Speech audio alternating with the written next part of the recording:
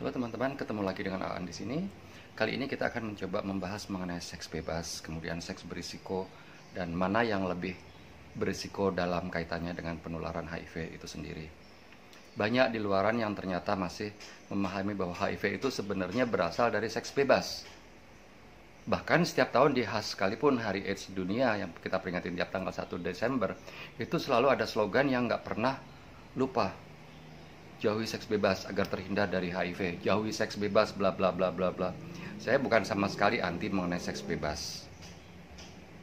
Tapi balik lagi mengenai edukasi HIV itu sendiri, banyak orang yang kemudian setelah melakukan seks itu sendiri sekalipun tidak bebas, dalam artian dia tidak membeli seks ke penjual jasa layanan seks ataupun melakukannya dengan pasangan sendiri, kan berarti bukan bebas, bukan seks bebas kan? Tapi melakukannya dengan beresiko, tanpa pengaman, tanpa kondom. Banyak banget.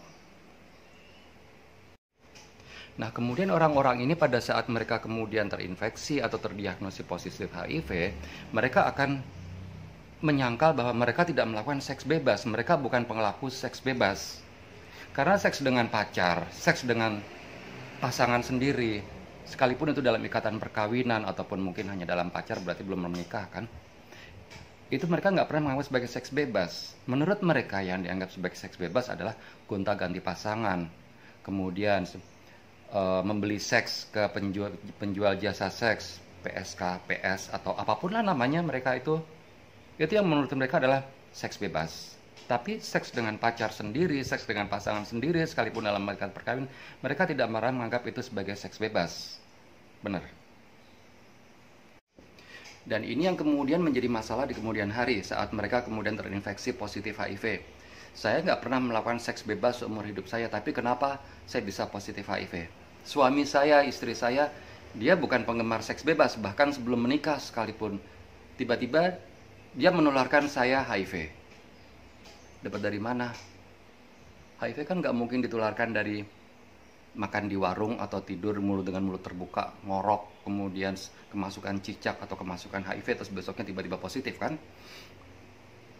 Yang menjadi faktor risiko adalah seks berisiko itu sendiri, bukan masalah bebas atau enggaknya.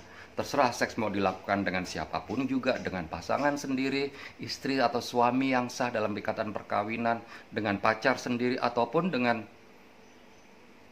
penjual jasa seks sekalipun. Selama itu dilakukan dengan pengaman, dengan menggunakan kondom, dengan memperhatikan semua faktor risiko dan pengamanannya, risikonya akan jauh lebih kecil dibandingkan pada saat melakukan seks dengan pasangan sendiri yang dianggap sebagai bukan seks bebas, tapi kenyataannya mereka justru tidak melakukannya dengan pengaman, dengan protection, dengan kondom.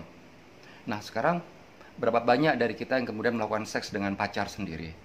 Anggapannya dia kan bukan pelacur, masa iya gue harus pakai kondom? Masa iya sih dia kesana kemari nge-seks? Tapi kita nggak tahu. Sebelum dengan kita, apakah dia juga melakukan hal yang sama dengan pacar sebelumnya? Bagaimana status HIV dari pasangan sebelumnya, pacar dia sebelumnya, sebelum dia menjadi pacar kita atau pasangan kita? Sudah pernah kepikir sampai ke sana? Jadi yang selama ini terjadi di dalam edukasi terkait HIV adalah bahwa memang ada kerancuan yang mengatakan bahwa HIV diakibatkan karena seks bebas dan bukan karena seks berisiko itu sendiri. Dan orang-orang inilah yang kemudian menyamaratakan bahwa seks bebas ya sama dengan seks berisiko ya sama dengan seks bebas. Padahal itu sesuatu yang dua hal yang memang benar-benar berbeda artinya. Seks bebas berarti bebas dilakukan dengan siapapun. Tanpa pengaman ataupun dengan pengaman, dia melakukannya dengan siapapun, itulah seks bebas. Seks berisiko berarti dia melakukannya walaupun dengan pasangan sendiri atau bukan dengan pasangan sendiri tanpa pengaman. Itulah seks berisiko.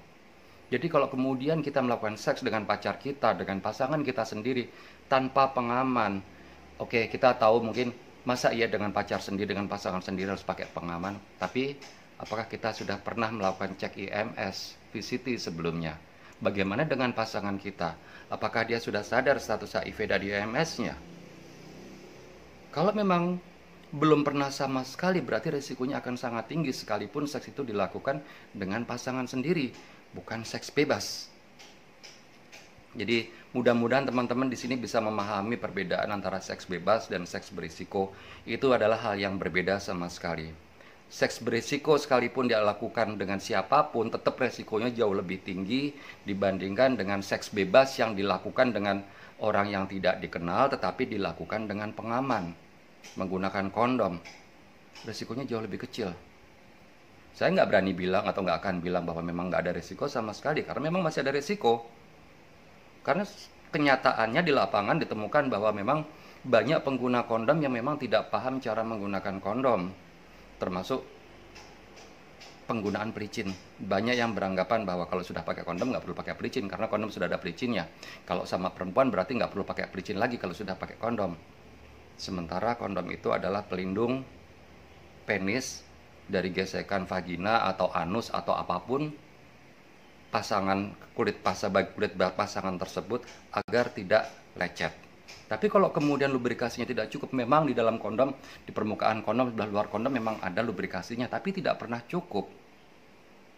Yang perlu diperlukan adalah berikan lubrikasi yang cukup, pelicin yang cukup.